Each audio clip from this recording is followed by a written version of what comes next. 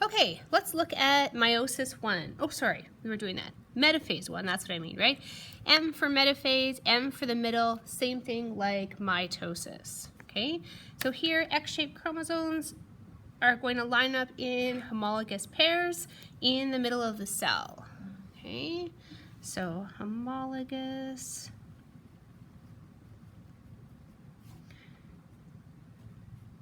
Okay, and spindle fibers are going to attach to the homologous pairs of the chromosomes. So same thing like mitosis.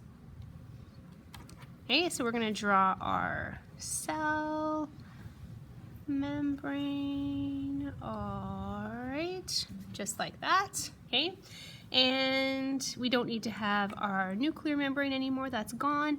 But now we have to be very careful when we draw our homologous chromosomes and our homologous pairs that we keep the crossing over.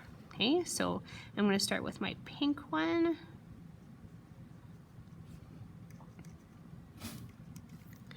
Okay, and it swapped a little bit of the blue material.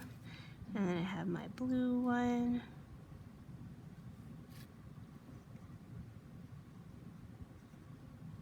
Okay, and it has a little bit of the pink material. Okay, and it's lined up in the middle of the cell.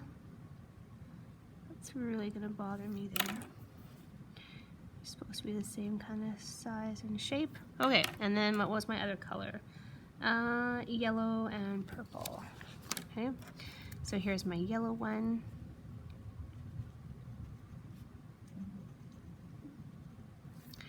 And purple. And my purple that has a little bit of yellow. Okay. Okay, and notice how these two are bigger. These homologous pairs of chromosomes are bigger. Okay, here's one pair, here's the other pair, and this pair of homologous chromosomes is smaller. And that's visually so that as we're going through this whole example, it's easier to keep track of them, and then you'll be able to see the final results better. Okay, so they've lined up in the middle, and now we need our centrioles that are now on the opposite sides of the cell. And the spindle fibers are going to be attaching to the centromeres.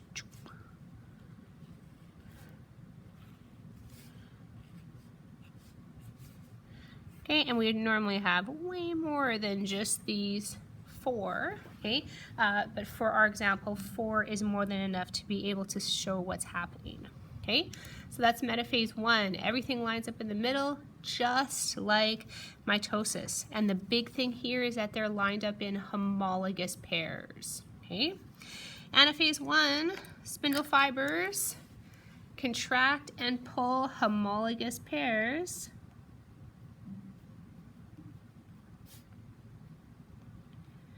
away from each other to the opposite ends of the cell. And then homologous pairs of chromosomes separate and are pulled to the opposite ends of the cell. Oh, I like that I duplicated that. Okay, well that happens. Oh well, no big deal.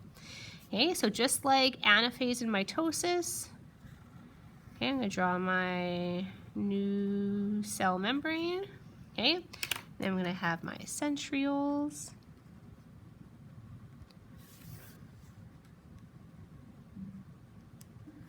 Okay, and I'm gonna have one here and one here and one here and one here. So now my purple or my blue one here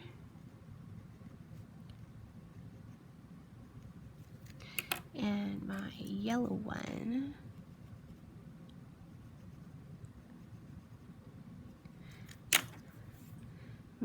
has a little bit of purple on it, and my blue one has a little bit of pink on it.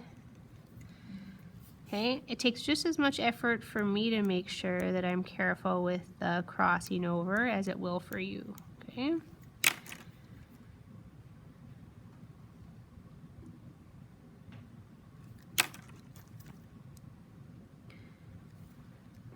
Okay, so there we go. So I'm gonna draw a couple more little spindle fibers that are retracting. I'm gonna make sure I add my centromeres. right, which is what they're attached to in the middle, okay? So now we can see that they're pulling apart to the opposite ends of the cell, okay?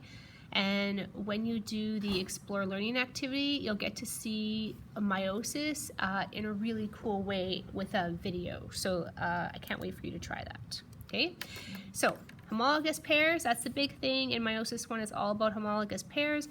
They are moving to the opposite ends of the cell, okay? Telophase 1, nuclear membrane begins to form around each set of chromosomes, okay? So the nuclear membrane comes back, and we'll call it interkinesis, okay? Interkinesis occurs. Sometimes you'll hear it called cytokinesis 1 and then cytokinesis 2. We're going to call it interkinesis because cytokinesis means that the cell has actually split and is finished the whole cycle, and this really, we're not finished yet, okay? So the end results in 2 daughter cells with double-stranded chromosomes. Barb's not actually going to go off, is it? Okay, right now they are haploid daughter cells with 23 chromosomes. That was Mr. Ray saying hello.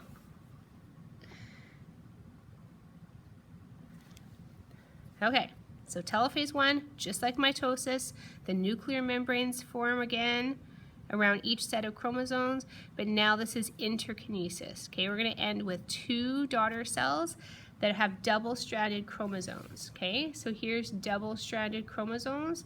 So 1 homologous pair is going to be in each side. Okay, so let's draw that out. So we're going to kind of have a pinch in the middle. Pinch in the middle. Oh, look at that super awkward cell.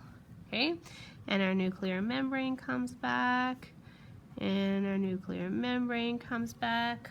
Awesome. And then we have our centrioles here. Centrioles, 1 on each side.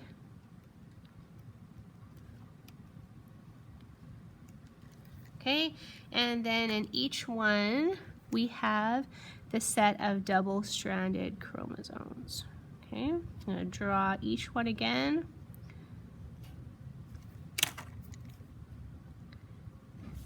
Okay, and in this side, oh, look. So you're probably saying, Miss Labiuk, you forgot to add a little piece there. Okay, so now I fixed that. Okay, so now on this side,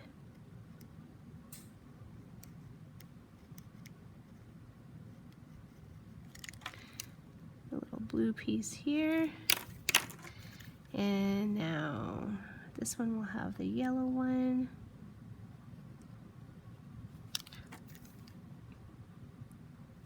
So I'm careful to keep the same sets together, okay? I have the blue and the yellow set, blue and the yellow set, pink and the purple set, pink, and then the purple set will come here, okay? So that doesn't change. Okay, once the crossing over has happened and the homologous pairs have split, they stay in the same set as their width. Okay, so we get our centromeres again. Okay, so what do we have here? Okay, we have our